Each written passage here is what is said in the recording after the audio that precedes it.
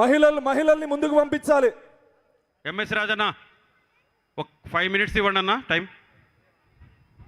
మళ్ళీ గ్యాప్ తీసుకోవచ్చు.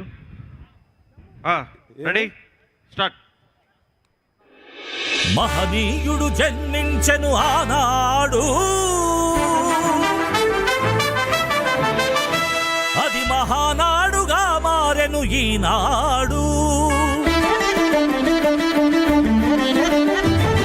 మహనీయుడు జన్మించెను ఆనాడు, అది మహానాడుగా మారెను ఈనాడు. ప్రజల కొరకు ఎగరేసెను అన్న పసుపు జెండా, అది ఎగురుతుంది ఎప్పటికీ ఎదురే లేకుండా. 40లో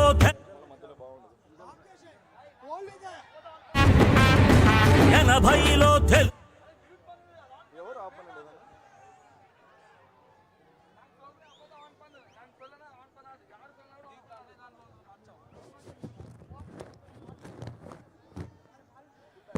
రోడ్డు మీద ఉన్నటువంటి వాలంటీర్లందరూ జనం రోడ్డు వైపున వస్తున్న వాళ్ళందరినీ స్టేజ్ దగ్గరికి పంపించాలి. అక్కడ ఉన్నటువంటి కుర్చీల్లో కూర్చోమని చెప్పాలి.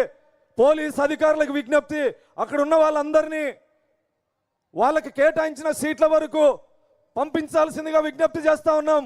వాలంటీర్లు, పోలీస్ అధికారులు, రోడ్డు మీద వచ్చేటువంటి తెలుగుదేశం పార్టీ కుటుంబ సభ్యులందరినీ వాళ్ళకి కేటాయించినటువంటి సీట్ల దగ్గరికి పంపించవలసిందిగా విజ్ఞప్తి చేస్తా ఉన్నాం.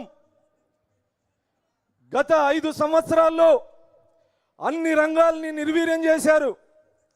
వ్యవసాయ రంగాన్ని ఎంత స్థాయిలో నిర్వీర్యం చేశారంటే, పులివెందల నియోజకవర్గంలో ఒక చీనీ రైతు జగన్మోహన్ రెడ్డి గారి ప్రభుత్వంలో మద్దతు ధర లేదు, ఇది దుర్మార్గమైనటువంటి పరిపాలనని వీడియో తీసుకొని ఆత్మహత్య చేసుకున్నారంటే గతంలో రైతుల పరిస్థితి ఎంత దారుణంగా ఉండేదో ఒక్కసారి ఆలోచించుకోవాలి.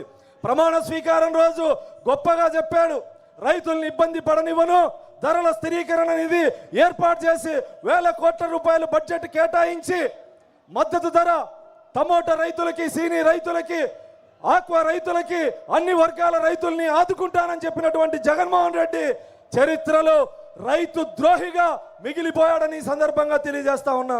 అదేవిధంగా